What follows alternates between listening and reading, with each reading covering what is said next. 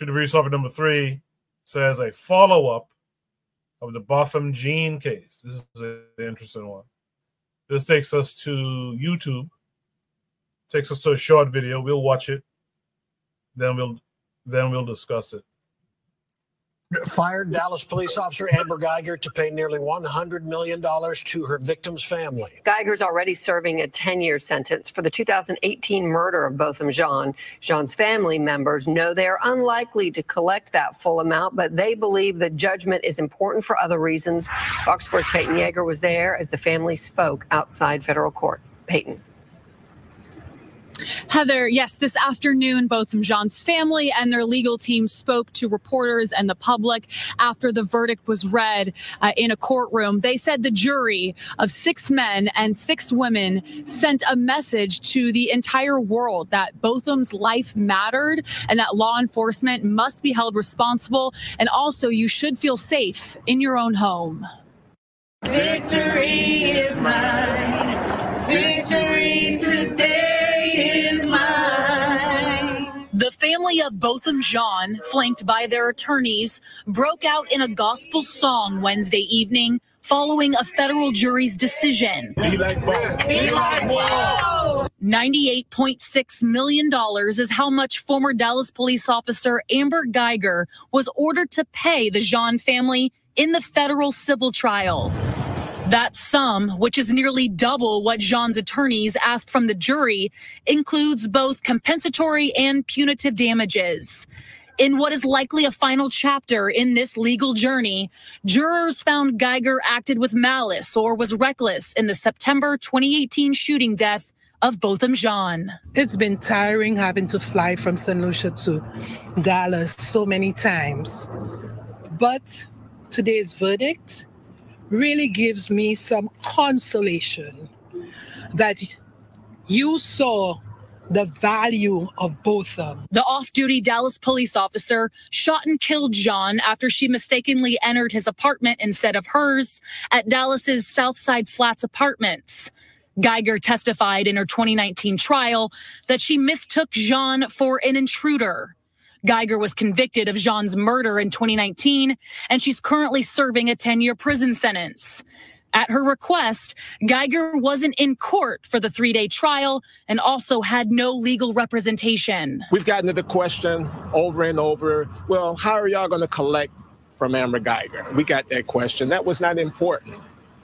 What was important was holding Amber Geiger civilly liable for what she did to Botham. Amber Geiger is not going to have a life that she is just going to be able to, she's not going to have a normal life, all right? She's not going to be able to capitalize on any fame that she may have gotten from this case. As part of the judgment, the Jean family could get money from any Geiger book or movie deal.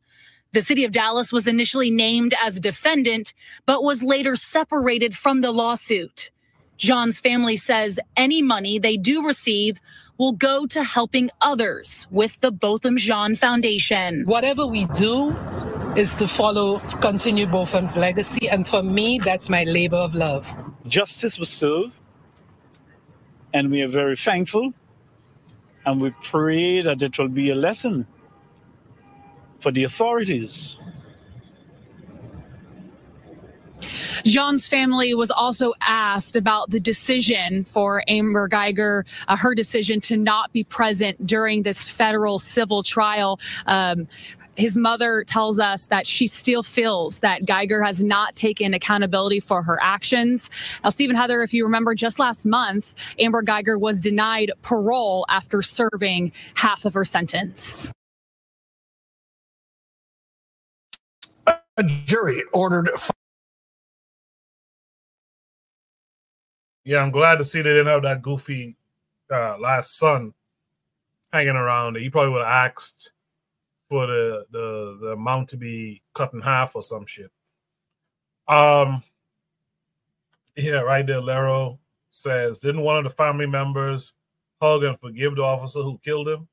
Something like that happened black as hell. Yes, Bakari says, yes. Cheryl says, the singing is so embarrassing. I really felt the ways about that too. But how do you guys feel too when you give your responses, and you guys in the chat How do you guys feel about Benjamin Crump always being around to collect some money? You know, Botham-Jean is dead, man. This money this judgment, they'll never see that money from Amber Geiger.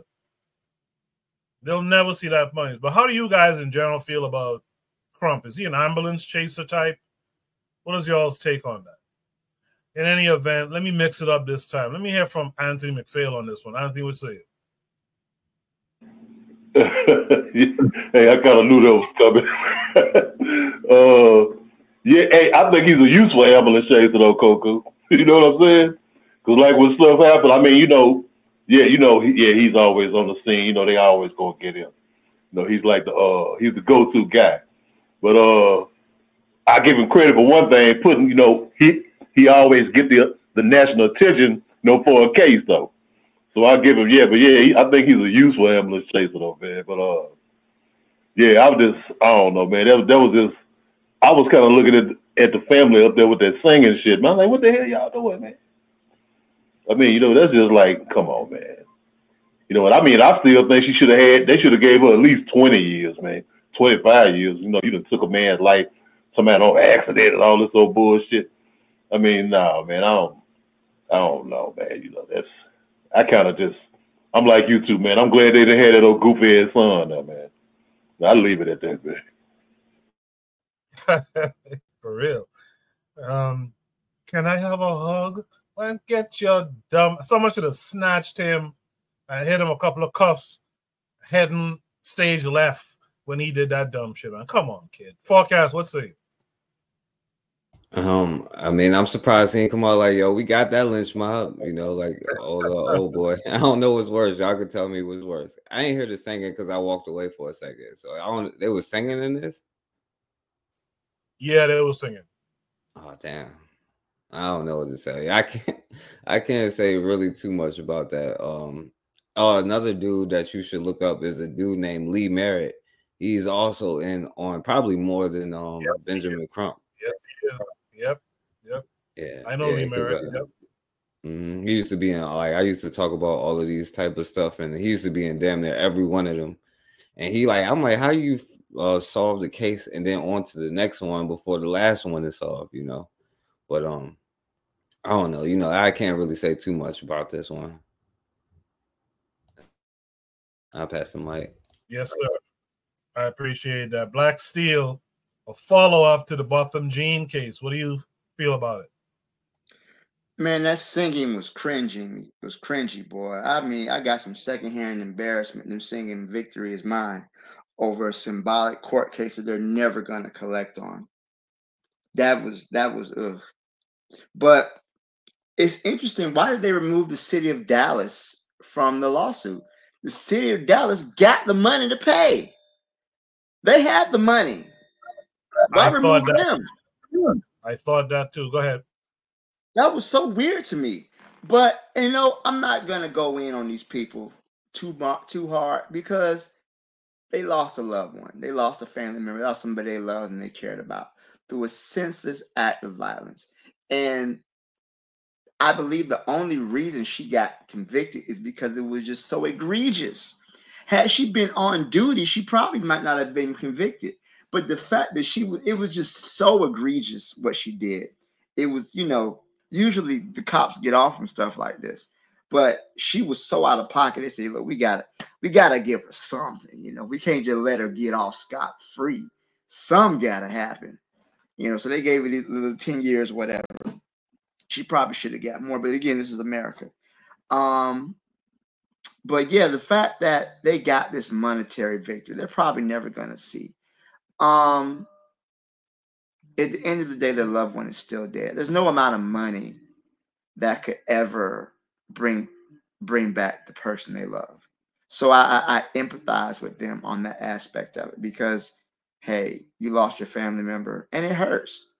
It hurt. They was killed in a sense act of violence. He was literally eating ice cream inside his apartment. He should still be here. All right. This white bitch sitting on the goddamn courthouse like she ain't did shit wrong. And of course, the brother go back and give her a hug, which was just the most embarrassing, coon, and cringe-worthy shit I've ever seen in my life. this whole murdered your brother, you know, and you want the judge is in there stroking her hair, like, it's okay, you just made a mistake. This is not a preschooler, okay? It's not like they spilled glue making, you know, on construction paper. This is a grown woman, and she killed somebody. All right, but I do think that is, you know, again, the money issue situation, the accountability situation. I hear them. It's symbolic. Maybe that's what the family needed. The fact that she only got to serve 10 years in prison. Once she gets out, she can get married, you know. She can find her husband, you know. These white supremacists, they love these killer cops. She could probably find her a white dude who will wife her up, who pay all the bills, and she don't got to do nothing.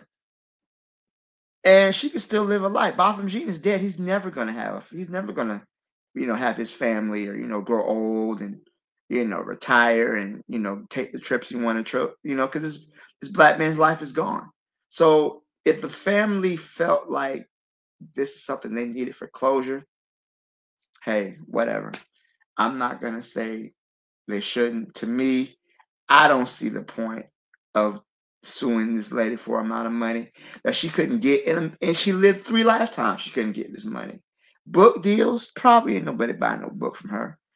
She's, you know, I don't think she's in Texas.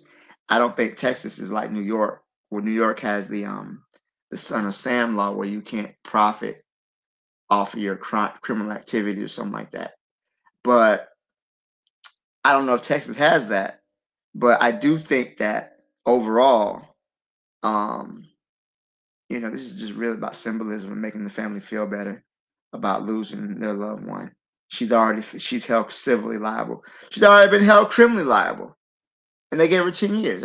You know, if the other way around, if he would have went in her apartment and shot her, we all know he would have got the death penalty, if he even made it to jail. But yeah, again, my condolences to the family. I know they're grieving. I'll leave it there. Thank you. Appreciate that, Black Steel.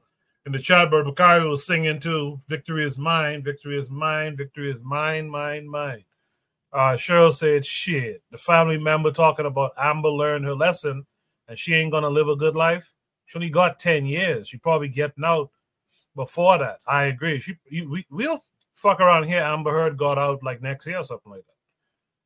Cheryl said it's religion, because I would took that damn money, baby, no problem. Forecast went back and looked it up, and he said, damn. Cheryl said black Christians have this thing when it comes to white people. They want to try to teach them a lesson. These whites don't care about your damn lesson. Ain't that a fact? Isn't that a fact? Forecast asked me for the link. I'll grab it in 1 second, and I'll put it in the chat. Cheryl said the hug is a show of weakness, a weakness that white people constantly exploit. With that said, Bonnie, you heard everything everyone else had to say. What say you? Yes, sir. So for me, Koku, I don't attack the black Christians because they are our people, and despite the fact that some of the things that they do is extremely questionable, I leave them alone. I leave them alone because in what I perceive as their ignorance, they feel like they are releasing something in their minds and exercising their Christian faith. Like I remember when the man who going to shoot up the church in South Carolina, and I forget his name now. It's the white man, and Dylan Roof, and Barack Obama. He went to the church and to the audience he start singing Amazing Grace, amazing, and this is like something to pacify the fact that this white man murdered a bunch of innocent old Christian people. So I am slow. I understand it, because all of us come from backgrounds where we have the mothers and the grandmothers and all this other things. So I am slow because I understand they have not reached to point of understanding. They may not have of where we reached to as yet, or they choose to handle it differently. Like how me and Black Steel deal with our economic situation. We just handle it differently. So I choose not to point the fingers at black people because I understand where they are. Shout out to the father, though. This is one of the things that I actually saw where the father had an opportunity to speak on behalf of his son. Because we always see the strong mother, you know, and speaking on behalf of the child, but we rarely see the dad coming and speaking on behalf of the child. I am happy that at least Botham-Jean had a representation of a dad who cared for his son, his black son. We are responsible fathers. So that is sending a message as well. But let me say this. I first thought that this payout wouldn't matter. This $100 million payout wouldn't matter. It's just a symbolic thing. But I am reminded of people like Mark Furman. Mark Furman got hundreds of thousands of dollars from Fox News. Hundreds of thousands of dollars from Fox News after he was doing his devilishment in that O.J. Simpson case. They use people like this because they know that it inflamed the audience, the black audience, and their white audience love these kinds of people. You know, they put a twist to it. So they'll pay Mark Furman hundreds of thousands of dollars as if he is the voice of policing in America, the rightful policing in America. And they know full well who Mark Furman is. They did it to Zimmerman as well. Zimmerman make a lot of money, you know. White supremacists send that man all kind of money, you know, for what the shit he going to do in Florida. So yes, at first I thought it was just symbolic, but we don't want these devils profiting from the death and murder of young black kids. So yes, if they make $1, if they getting any kind of paycheck, I want it to go to be able to go to Botham-Jean's mother to be able to do what she needs to do with that money. Because Fox News, these devils will pay them. They will pay them just to stick in the faces of black people to say, here, this is what she gonna do, but we gonna propagate her and make her the voice of policing in America. Or white woman policing. You know how these devils behave. Yeah, you know how they behave. So I don't mind this ruling. So whether she make $1 or $100,000, it'll go to Botham-Jean's mom and dad, you know, to do with it when they wish. So I respect this ruling, even though it's not necessarily the outcome that we want. She wouldn't be able to. Her dollars wouldn't go into her pockets. They'll go into the pockets of the family members of the people who she victimized. So that's what I think about this particular incident. But I'll leave it there, Coco. Any other thoughts? Chad, any other thoughts to this prompt? Panelists, is there any last thoughts on this prompt? In the chat, Cheryl says, this situation shows that collectively, we're not ready for power. We're not ready to leave white nations. I appreciate that comment, Cheryl, and all the comments so far tonight.